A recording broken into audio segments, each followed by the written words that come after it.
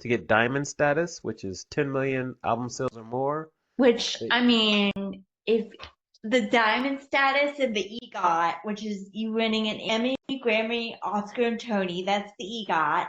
yeah, so TLC is legendary. Just their production, their outfits, the risks they took, how long they were relevant. They continue to be relevant now. Nowadays, because there's so much music out, there's so much other things between streaming and TV and YouTube and Netflix and TikTok. There's a lot more distractions and avenues of content consumption now, which would lessen the impact of a singular song that will be part of a movement. The one thing that gives me hope, ironically, is K-pop and how those groups do well. They come together as a group, release music, do their individual products, and come back. I think that's a model that can be looked at to follow and replicate.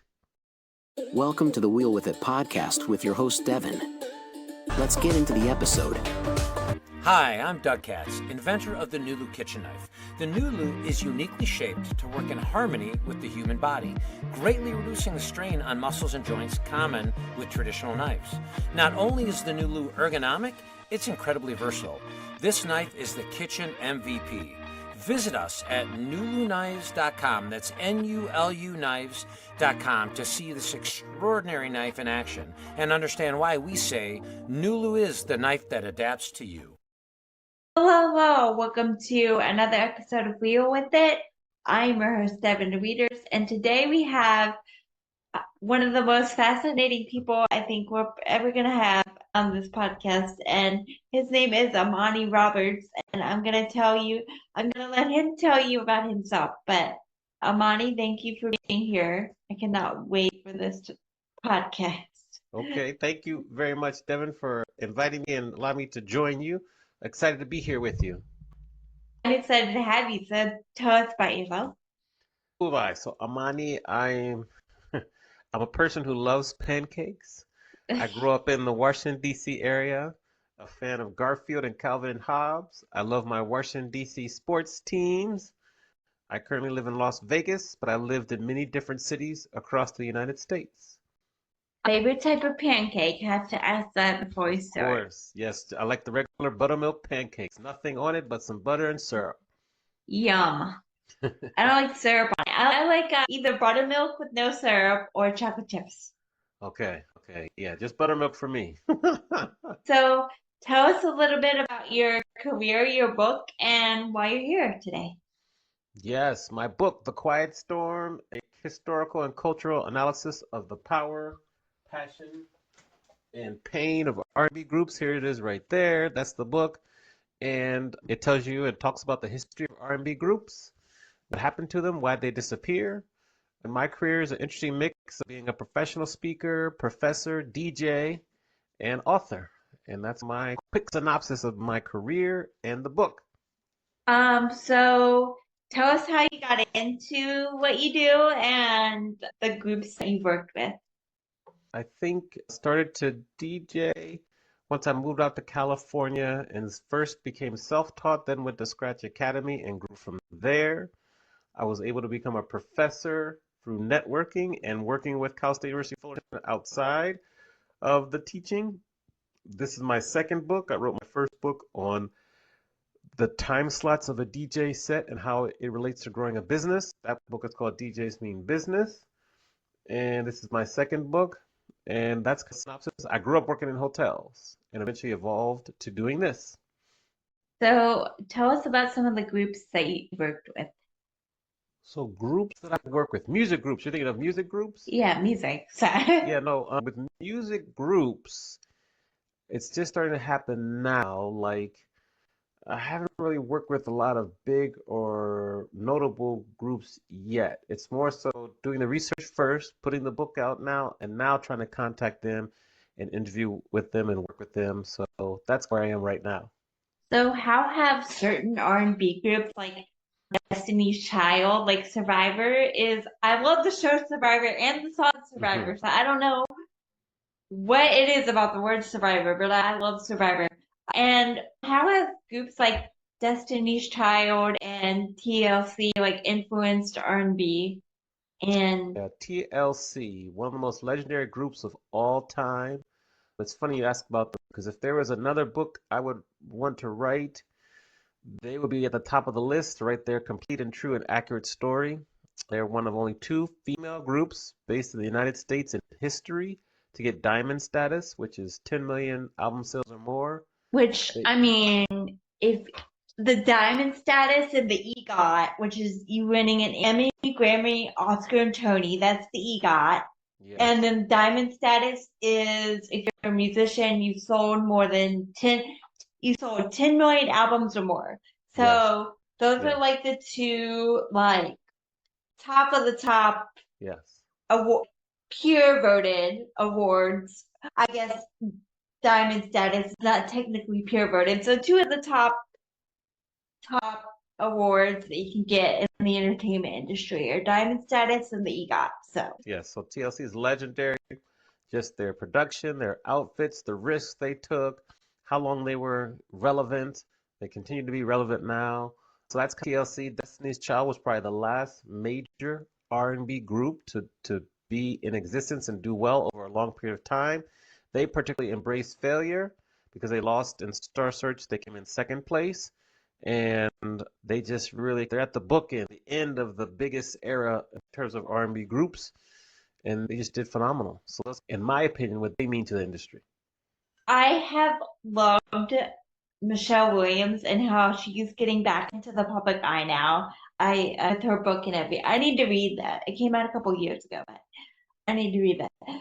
But what about Beyonce? I know she's like controversial at the moment, but what were some of people's first impressions of her? Right away, people could see she was a superstar, the voice, just the way she was able to write music, sing, even dance. And she just continued to grow, brought her group mates with her, and just continued to grow and evolve throughout the years, adding on acting. And now she's a legend and continues to create, break records. Got Album of the Year this year at the Grammys, which was the first time for her. I don't think it'll be the last. And she continues to rewrite musical history. Did you like Cowboy Carter, or were you not like it? Are you not a country fan? Country's not one of my favorite genres, but I like the album. I saw what she was trying to do. I appreciate the collaboration she had, the people that she put on. She used her platform to raise the awareness of other, African American country artists. She even had That Dolly were up Parton. and coming too, Yeah, not really famous. yes, she had Dolly Parton on there with her too. So she gave tribute to the old country, new country. So props. I'm a fan of the body of work. Yeah, it's not one of my favorite albums per se, but I do like how she gave voice to like up and coming black country artists. That was really Yes. cool. So how has R&B and social movements been connected? I think if you go back to the 60s, R&B music, there's some specific songs that were like the soundtrack to some social movements. People Get Ready, I think, is a really good example, both by individual artists and groups. Even in the 70s, there's certain artists that sang about what was going on in the world, whether they were with groups or not. Even Marvin Gaye, What's Going On, legendary songs talk about social movements. So I think all the way through the decades, there's always been music coming from R&B that was about movements. I will say nowadays it's probably a little bit less, just because things are so commercial nowadays. So I think it was more popular and it was done more frequently in the 60s and 70s than it's done nowadays. So, what was the response to some of those songs that were like really, I guess, political in a way? Were they just as polarizing as they seem they as we are today? Or I would say for a song that got to be really popular and was part of a movement, it was probably more polarizing back then. But I don't know specifically because I wasn't living and around during the time when the song was out. So I'm just reading about other people's accounts of it. Nowadays, because there's so much music out, there's so much other things between streaming and TV and YouTube and Netflix and TikTok. There's a lot more distractions and avenues of content consumption now, which would lessen the impact of a singular song that would be part of a movement. what was the research project like for writing the book? It was my thesis in grad school, and I had to first research these four different criteria. What groups had the most Billboard Hot 100 top 100 songs? What groups had the most record sales, whether it be like your diamond status, platinum, gold? What group had the most notable performances, particularly in the 50s and 60s? If you were to see an R&B group on like The Tonight Show or Ed McMahon or things like that, was very rare. And I think that's also notable. And then finally, the final criteria was, let's see, we had record sales, Billboard Hot 100, gold, Grammy nominations. So Grammys, Grammy nominations and Grammy wins that was the four criteria. Did the research, then had a list of 10 to 11 groups per decade. And then I had to research each and every group on that list to find out background information about them, all their top 100 hits, and then my favorite songs, my favorite samples from them, and Grammy Award nominations and wins. And you rinse and repeat and do that 65 times. It's a lot. That's crazy. Okay, what is exactly is your graduate degree in, first of all, and what made you decide to do this as your thesis? My graduate degree is from Berklee College of Music in Boston, and it's in music business, so a master's degree in music business. What inspired me to do this as a thesis? I wanted to pick a topic that would be interesting, that I would love to research, because I would have to do the whole project every day for a year and a half. So I chose this project. I was also debating, there was also a topic about why there are no longer any saxophone solos in songs. Oh. So I was debating that topic or this one, and I chose this one. Yeah, the other one sounds boring. I don't think I would want to do like a whole year and a half on that. So we're in agreement then, yes. So what was the most interesting, not one of the notable ones, but like one of the most interesting, like forgotten R&B groups that you included in the book?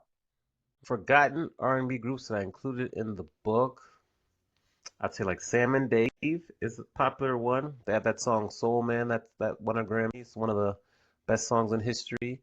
I'll have to look it up. I've never heard that song. Yeah, they come to mind. I'm thinking about what other groups were like forgotten. And I'm so close to it. People, the Chantels from the 50s, Martha Reeves and Martha and the Vandellas, the 60s and the 70s, Heat Wave, which was in there, the 80s. It's so hard for me because I'm so close to it, but those are ones that come to mind. What was your favorite one to research and why? My favorite group to research would be the Isley Brothers. Why? Two, the Isley Brothers and the Whispers. First, for the Isley Brothers, because they're the only group in history to have a hit song in 6 straight decades, which is unprecedented and just amazing. Yeah, how have I never heard of them? That's I don't know. amazing. You probably heard some of the music that's been sampled by them. And then number 2 would be the Whispers, because I love their example and their example of resilience. It just really resonates. So their first song came out in 1964. It took them 23 years to get to the Billboard Hot 100 Top 10 with Rocksteady in 87. And I love their story of resilience. That's one of my favorites. So, what songs have been sampled by the Isley Brothers? Ooh, so the Isley Brothers songs that have been sampled, Yeah. like Yeah. Between the Sheets, Footsteps in the Dark. Those are probably the two most popular ones. Between the Sheets. They have others, but those are the two that are like really big in hip hop. Where have they been sampled? Because I want to see if I've... So Between the Sheets was Notorious B.I.G. I want to say it was Big Papa. Let me check. And then Footsteps in the Dark It Was a Good Day by Ice Cube. But hold on, let's just double check that because I just want to be sure. Yeah, and then Big Papa sampled Between the Sheets. It Was a Good Day by Ice Cube sampled Footsteps in the Dark. Kendrick Lamar sampled That Lady. Salt and Pepper sampled It's Your Thing. We could go on, but those are like my four favorites right there. Speaking of Kendrick Lamar, we don't condone the practices that the song is about. I just want to make that clear. We do not condone any kind of pedophilia around here. But what do you think of that song, Not Like Us, and the controversy that it has generated? I think Not Like Us is gonna we're gonna look back on that song. It's gonna be probably one of the most legendary songs of this decade. And we're just getting started. We're halfway through the decade almost. I think just the process of creating this song, the collaborations that he did with the song, how the song was launched, what the song means to the West Coast, particularly Southern California and the LA area, and just the messages that are woven within the song, so many levels, so many layers. I think it's a work of art. It's a masterclass in writing like a diss track, and it's phenomenal. Yes, I have had been hesitant to listen to that song. And to be honest with you, I'm stuck in like the 2010s with my music because that's like when I was in high school. I guess everybody like that. But like I was listening to a radio station and it came on and I was like, all right, I'll listen to it. And now it's like, stuck in my head. I'm like, why is a diss track accusing somebody of that stuck in my head? So yeah, I don't like. What do you think's gonna happen with the legal battle over it? I don't know. We'll see. We'll see, I guess. I doubt anything major will happen, but we'll see. Yeah. So what do you think of Kendrick Lamar in general? Because I think he's just an amazingly talented artist, Yeah, but sometimes he's I controversial. I agree. I think he's phenomenal. He's quickly approaching legendary status as long as he continues with his momentum. So I'm a fan. Yes. Like how like where do you see R&B going in the future?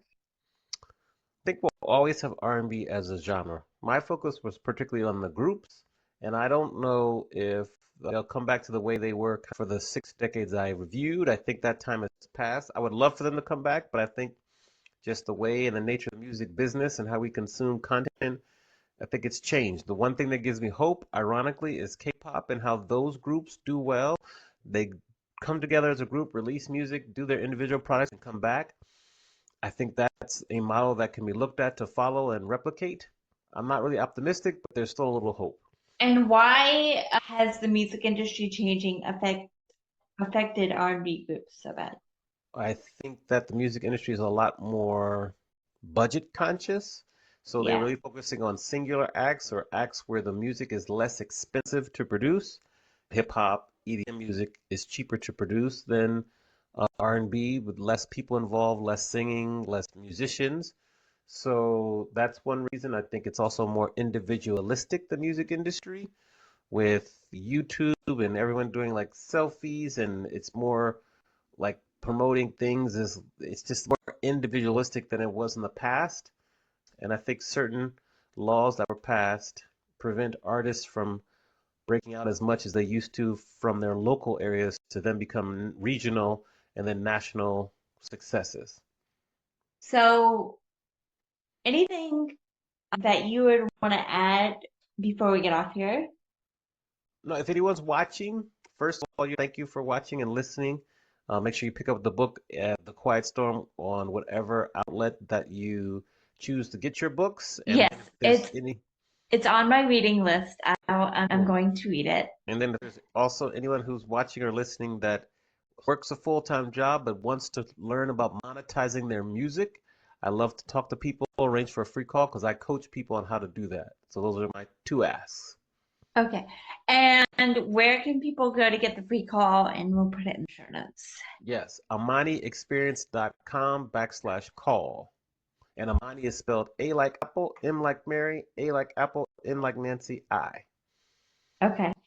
Thank you so much for being here. This was probably one of the most like fun I've ever, because I'm like a music geek. So this was the most fun I've ever had doing a podcast. Cool. So thank you for taking what has no doubt been a torturous process of writing that thesis and inspiring and entertaining all of us. Where can people follow you on social media? Yes, like my handles are Amani Experience on Instagram, TikTok. It's Amani Roberts on YouTube and LinkedIn. Those are the 4 places I spend the most time. And the website's AmaniExperience.com. And we'll have all those links in the show notes, as I said. Yes. And thank you so much for being here again. Like, subscribe, hit the bell if you're on YouTube or Spotify. and leave us a rating and a review. And we will see you guys next episode. Bye, guys. Thank you for joining us. We hope you enjoyed the show. Remember to follow the show and our guests on social media and subscribe. Be sure to hit the bell so you'll get notified when we upload new episodes. See you next time.